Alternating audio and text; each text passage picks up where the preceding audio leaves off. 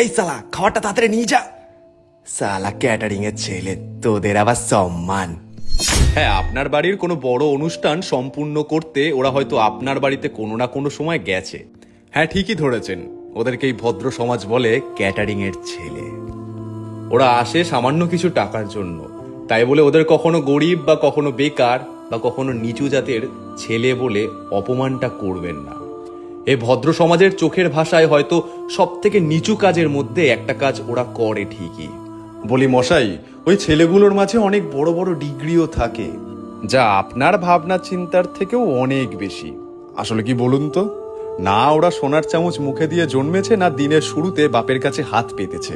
নিজের চোখে হাজারো স্বপ্ন নিয়ে রাতের পর রাত পরিশ্রম করেছে নিজের জীবনে প্রতিষ্ঠিত হবে বলে। তাই সততা এবং নিষ্ঠার সমন্বয়ে যে শিরদাঁড়া দিয়ে কাজ করা হয়, সেই কাজ কোনোদিনও ছোট হয় না।